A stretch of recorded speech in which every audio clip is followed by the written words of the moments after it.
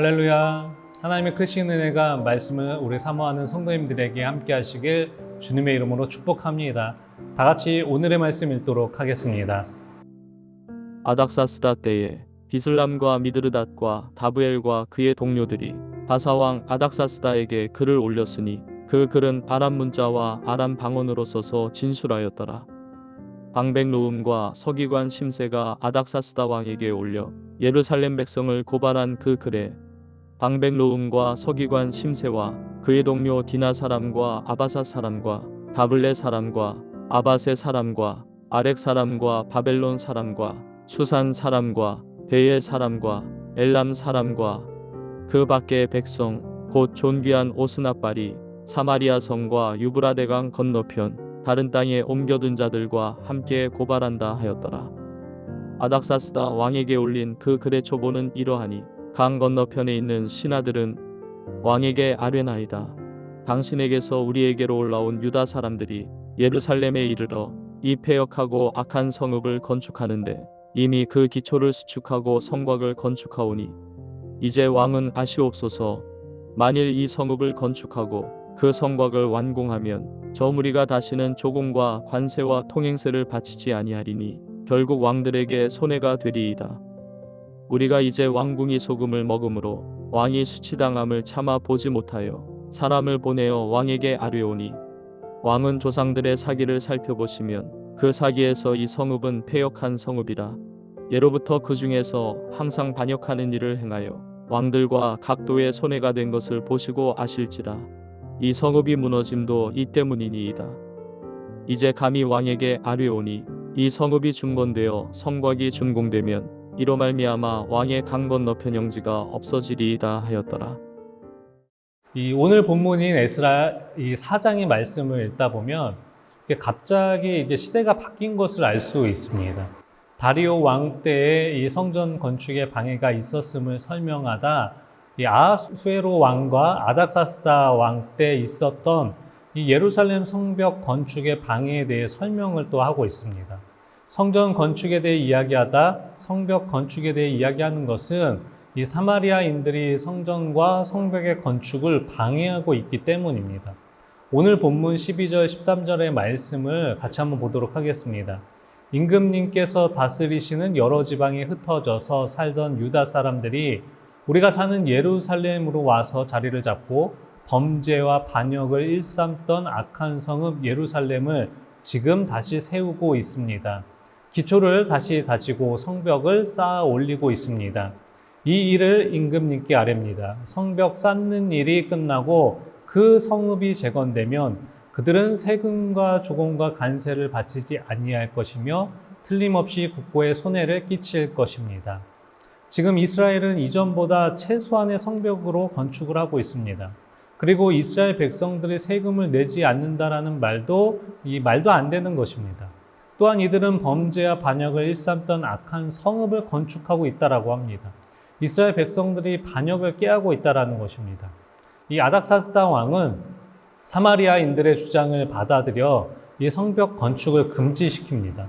그러나 이 성벽 건축을 당장에는 멈춘 것 같아 보이지만 성벽 건축을 포기하게 한 것은 아닙니다.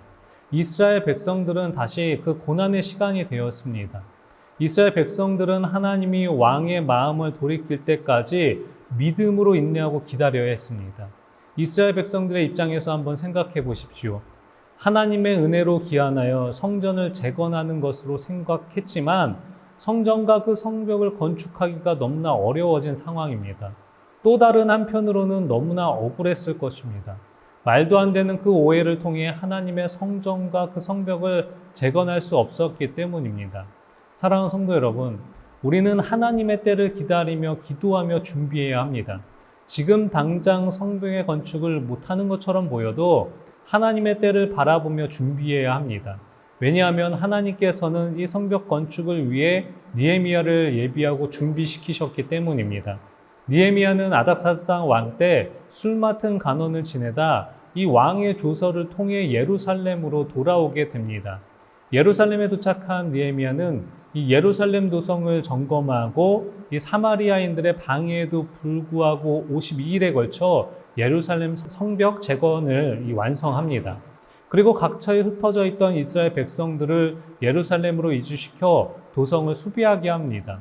이 모든 일이 일어날 수 있었던 이유는 하나님께서 일하시기 때문입니다.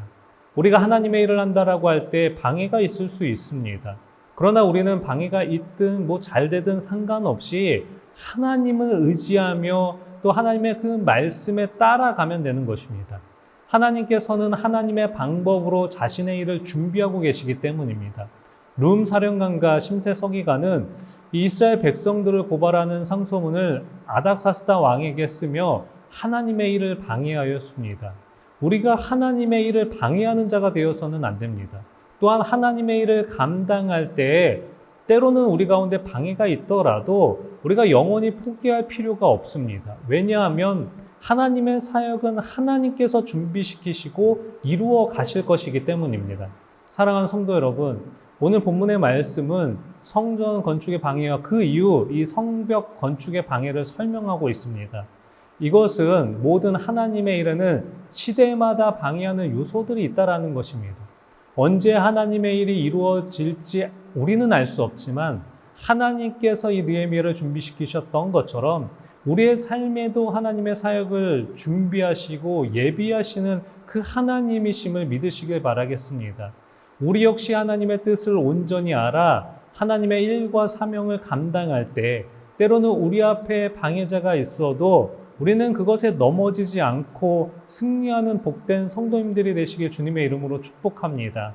하나님은 우리에게 가장 좋은 것으로 완전한 것으로 주시는 하나님이십니다.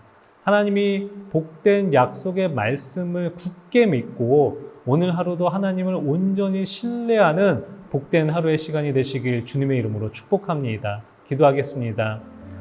살아계신 하나님 아버지 은혜 감사를 드립니다. 오늘도 귀한 하나님의 말씀을 우리가 같이 나누게 하시며 너무나 감사를 드립니다.